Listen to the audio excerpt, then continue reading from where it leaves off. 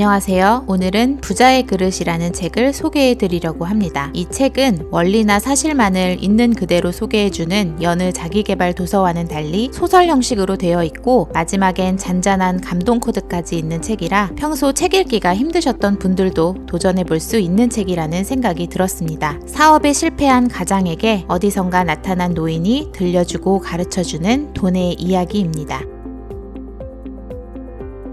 여러분 혹시 매체를 통해 이런 얘기들 한 번쯤은 들어보신 적 있으시죠? 복권에 당첨되어 큰 금액을 손에 쥐게 되었음에도 결국에는 파산하게 되었다. 그리고 이런 얘기를 접한 여러분은 그때 아마 이렇게 생각하셨겠죠? 도대체 왜? 바보 아니야? 그 많은 돈을 왜 잘 활용하지 못했을까? 나라면 절대 파산하지 않고 그 돈을 잘 쓸 수 있을 거야 라고 절대 이해할 수 없다는 제스처들을 취하셨을 텐데요. 이 이야기에서의 포인트는 이것입니다. 그들은 왜 복권 당첨이라는 극한의 확률에 선택된 행운을 가진 사람임에도 불구하고 그 돈을 다 날려버리게 되었을까? 답은 그들은 그 돈을 다룰 수 있는 능력, 즉 그릇의 크기가 작았다라는 것입니다. 작은 그릇에 계속해서 물을 붓는다고 생각해보세요. 그 그릇을 가득 채우고 난 다음의 물은 그릇 속에 담기지 못하고 흘러 넘치게 되는 게 당연한 이치인 것처럼 돈도 마찬가지라고 합니다. 나의 돈의 그릇은 작은데 무조건 많은 돈만을 가지려고 한다면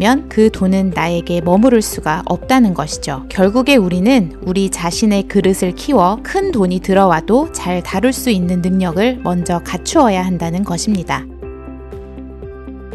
그렇다면 우리의 그릇은 어떻게 키울 수 있는 걸까요? 책 속의 노인은 이런 질문을 던집니다. 250개의 제비 뽑기 중 한 개가 10억 원짜리 당첨 제비라고 생각해보게. 그런데 제비를 하나씩 뽑을 때마다 1,000만 원을 내야 하는 거지. 자네 같으면 참여하겠는가? 여러분이라면 어떻게 하시겠어요? 대부분의 사람들은 일단 계산기를 꺼내 두드리며 손해가 나는지 확인하고 결국엔 손해볼 확률이 더 높은 게임이라 생각하고 포기하고 말겠죠. 하지만 부자들은 할만하다라고 생각한다고 합니다. 리스크가 커도 이를 상쇄할 만큼의 부가 있기 때문만은 아니라고 합니다. 부자들은 배트를 휘두르면 경험이 쌓이고 마침내 경험과 운이 시너지를 발휘해 홈런을 날릴 기회가 온다. 라는 사실을 잘 알고 있기 때문이라고 합니다. 실패가 두려워 방망이를 휘두르지도 못하고 가만히 있기만 하면 홈런은커녕 공을 맞출 기회조차 포기하게 되는 것이죠. 우리는 일반적으로 수입이나 돈이 줄어들면 실패했다고 말합니다. 사실 거기에서 얻을 수 있는 경험의 가치는 실패보다 더 큰데도 말이죠. 실패를 두려워만 하는 사람들은 대부분 내가 가진 돈을 줄어들게 하고 싶지 않다라는 생각에 사로잡혀 있는 것이라고 합니다. 실제로 이들이 두려워하는 건 실패가 아니라 돈이라는 것이죠. 이렇게 우리는 돈 걱정 때문에 어떤 새로운 도전도 하지 못하고 있는 것입니다. 사실 돈을 다루는 능력은 오로지 경험을 통해 키울 수 있는 것인데도 말이죠. 1억 원을 다뤄본 경험은 설령 실패했더라도 내 안에 그 경험과 함께 1억을 담을 수 있는 그릇이 되어 고스란히 남게 되는 것입니다. 그래서 기회가 다시 찾아왔을 때 이를 더 잘 다룰 수 있게 되는 것이죠. 책 속에 담긴 돈에 대한 가르침을 몇 개 정리해 보겠습니다. 첫 번째, 돈은 그 사람을 비추는 거울이다. 돈을 어떻게 쓰는지 보면 그 사람의 라이프 스타일을 모두 알 수 있다. 두 번째, 신용은 곧 돈이다. 우리는 돈을 항상 다른 사람으로부터 가지고 온다. 즉, 남이 나를 어떻게 보는지가 나의 돈이 되는 것이다. 신용이 높으면 나에게 돌아오는 돈도 많아지는 것이다. 세 번째, 빚은 돈을 배우는 아주 좋은 재료이다. 빚은 무조건 나쁜 것이라는 생각은 잘못된 생각이다. 부채 금액은 내가 당장 필요한 재료이고 금리는 이를 받기 위한 조달 비용이라고 생각하면 마음이 편하다. 더 쉽게는 부채는 배달 음식, 금리는 배달비